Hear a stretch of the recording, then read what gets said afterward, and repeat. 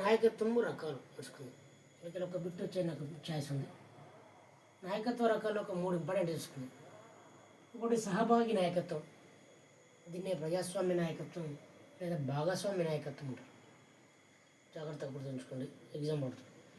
సహభాగి నాయకత్వం మరో పేరు ప్రజాస్వామ్య నాయక పేరు మరొక పేరు భాగస్వామ్య నాయకత్వం, లీడర్షిప్.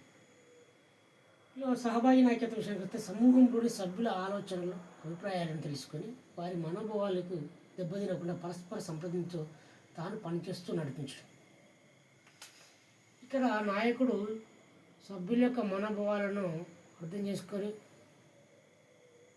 వారి మనోభావాలు దెబ్బతీయకుండా ఇక్కడ ఒక్కొక్కరిని కోఆర్డినేషన్ చేయడం జరుగుతుంది ప్రజాస్వామ్య నాయకత్వంలో.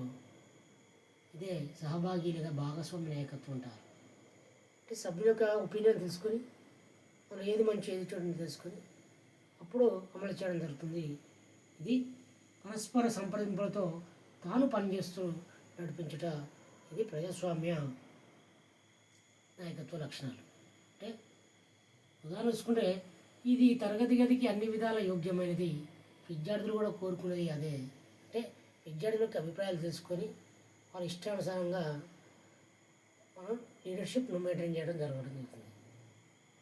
ఓకే, ఇది సహభాగి ప్రజాస్వామ్యం లేదా భాగస్వామ్య నాయకత్వం అని అంటారు. ఓకే, సభ్యులకు అభిప్రాయాలు తెలుసుకుంటారు, ఏది మంచి ఏది చెడు తీసుకొని అందరూ యొక్క ఎక్కువ మంది యొక్క ఒపీనియన్ ప్రకారమే నిర్ణయాలు తీసుకోవడం జరుగుతుంది. ఇది సహభాగి. రెండోది నిర్దేశక లేదా అధికారయుత లేదా నిరంకుశ. నిర్దేశిక, అధికారయుత, నిరంకుశ నాయకత్వం.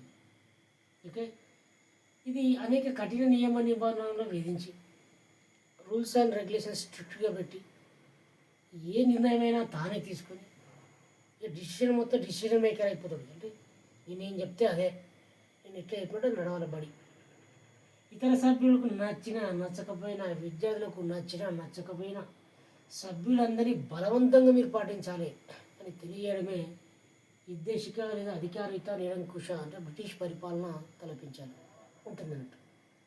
వన్ సైడ్ డిసిజన్ పాటించాలి లేకపోతే లేదు. అలాంటి కఠిన నిర్ణయాలు ఈ నిర్దేశిక లేదా అధికారయుత నిరంకుశ నాయకత్వ లక్షణాలున్న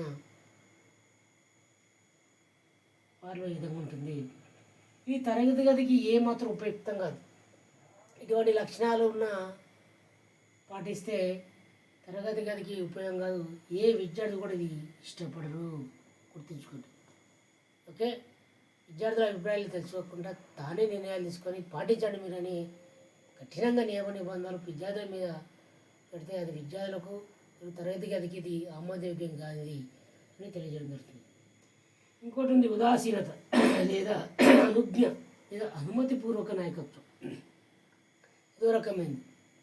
అంటే నాయకుడు ప్రేక్షక పాత్ర వహిస్తాడు. స్కూలు హెడ్ మాస్టర్, ప్రిన్సిపాల్ ప్రేక్షక పాత్ర ఉంటాడు.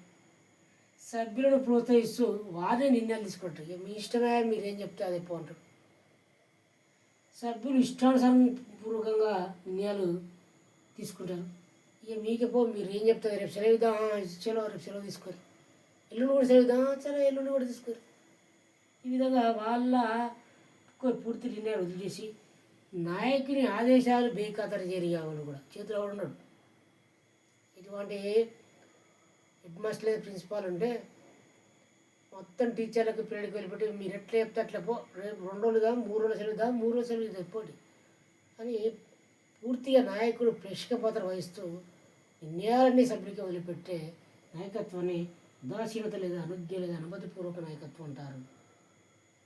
మనం చూసుకుంటే ఈ తరగతి గదికి తగదు, విద్యార్థులను క్రమశిక్షణ రహితులుగా చేస్తుంది. ఒక్కరి చేతిలో ఉన్నాడు, నువ్వు అంటే బెదిరిస్తూ ఉంటారు విద్యార్థులు.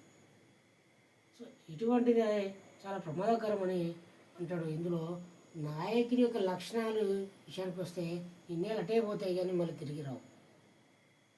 సో ఇక్కడ కూడా అంతే, నాయకుడే వన్ సైడ్ వారిపోతుంది. సో ఇది నాయకత్వ లక్షణాలు. మరొకసారి చూసుకుందాం. నాయకత్వ లక్షణాలను ముఖ్యంగా 3 రకాలుగా చెప్పుకోవచ్చు మనం. అందులో మనం సహభాగి లేదా ప్రజాస్వామ్య లేదా భాగస్వామ్య నాయకత్వ లక్షణాలు ఉంటాయి. ఇటువంటి నాయకత్వ లక్షణాలు పాఠశాలలో ఒక ప్రధానోపాధ్యాయునికి ఉంటే ఏ విధంగా ఉంటుందంటే, సమూహంలోని సభ్యులందరి ఆలోచనలు, ఆ హెడ్ మాస్టర్ లేదా ప్రిన్సిపాల్ సమూహంలోని అభిప్రాయాలు, అంటే అక్కడ ఉన్న విద్యార్థులు మరియు ఉపాధ్యాయుల యొక్క అభిప్రాయాలు తీసుకొని వారి మనోభావాలు దెబ్బతినకుండా పరస్పర సంప్రదింపులతో తాను పనిచేస్తున్నట్టు నడిపించుట, తాను పనిచేస్తూ ఆ విద్యా సంస్థలను నడిపించడం జరుగుతుంది. ఈ ప్రజాస్వామ్య నాయకత్వ లక్షణాలు ఉన్న ప్రిన్సిపల్ యొక్క పాత్ర. ఇది తరగతి గదికి అన్ని విధాల యోగ్యమని, ఎందుకంటే విద్యార్థులకు ఒపీనియన్, ఉపాధ్యాయుల ఒపీనియన్ తీసుకుంటున్నారు. విద్యార్థులు విద్యార్థులు కూడా ఇటువంటి లక్షణాలే ఉన్న నాయకత్వ లక్షణాలనే కోరుకుంటారు. సో విద్యార్థులకు ఇబ్బంది కలగకుండా నిర్ణయాలు తీసుకోవడం జరుగుతుంది కాబట్టి విద్యార్థులు కోరుకుంటున్నారు. రెండోది నిర్దేశిక లేదా అధికారయుత నిరంకుశ నాయకత్వం. ఇటువంటి లక్షణాలు ఉన్న ప్రిన్సిపాల్ విషయానికి వస్తే, టీచర్లు నేను ఏం చెప్తాదో వినాలి, మీరు విద్యార్థులు నేను ఏం చెప్తాదో వినాలి, రేపు సెలవు ఉన్నారు, రేపు సెలవు లేదు, రేపు బడికి తప్పకుండా రావాలి అని పాఠశాలలో నియమ నిబంధనలు మొత్తం తానే ఓనర్సోన్గా వన్ సైడ్ బాస్గా నిర్ణయిస్తూ పాఠశాలను రన్నింగ్ చేయడం జరుగుతుంది.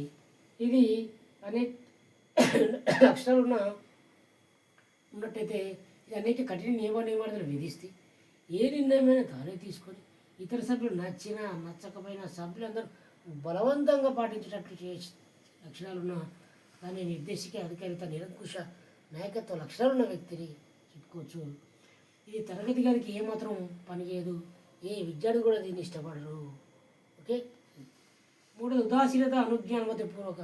ఇది కూడా చాలా డేంజరే. ఎందుకు? నాయకుడు ప్రేక్షక పాత్ర వహిస్తాడు, నమో నారాయణ అంతే. సభ్యులను ప్రోత్సహిస్తూ వారికి నిర్ణయాలు, సార్ రేపు సెలవించుకుందాం సార్, మీ ఇష్టం పోనరా సార్, ఎల్లుండి కూడా సెలవించుకోపోరా. సో అంటే కేవలం ప్రేక్షక పాత్ర వహిస్తూ సభ్యులకే పూర్తి నిర్ణయాలు వదిలిపించడం జరుగుతుంది. సభ్యులు ఇష్టానుసారంగా నిర్ణయాలు తీసుకొని నాయకుని ఆదేశాలకి నాయకుని లెక్క చేరి ఇష్టం వచ్చిన నిర్ణయాలు తీసుకొని పాఠశాల మొత్తం మాగం జరగడం జరుగుతుంది. ఎందుకంటే అతడు ప్రేక్షక పాత్ర వహిస్తాడు, ఇటు ప్రజాస్వామ్యతంగా పిల్లలు తీసుకోడు, ఇటు నిరంకుశంగా ఉండదు. ఇది పూర్తిగా వాళ్ళకే వదిలిపెడతారు, వాళ్ళే చేతిలో ఇష్టారాజ్యం అయిపోతుంది. ఈ నాయకత్వ లక్షణాలు ఉన్న ప్రిన్సిపాల్ కనుక ఉంటే ఈ తరగతి గదికి తగదు, విద్యార్థులను క్రమశిక్షణ రహితులుగా చేస్తుంది. ప్రతి ఒక్కరు లీడర్ అయిపోతారు, ఇక ప్రతి ఒక్కరు వచ్చి ప్రిన్సిపాల్ పేరించడం. సో ఇది చాలా ప్రమాదకరమైన నాయకత్వం. ఇందులో ముఖ్యంగా నిర్దేశికమైన ఉదాసీనత నాయకత్వ లక్షణాలు చాలా ప్రమాదకరమైనవి. సహవాగి ప్రజాస్వామ్య లేదా భాగస్వామ్య నాయకత్వం అనేది నాయకత్వ లక్షణాలు చాలా తగినదని తెలియజేయడం జరుగుతుంది. సో ఇది నాయకత్వ లక్షణాలు మరి రకము. Thank you. రేపు ఇంకో బిడ్డ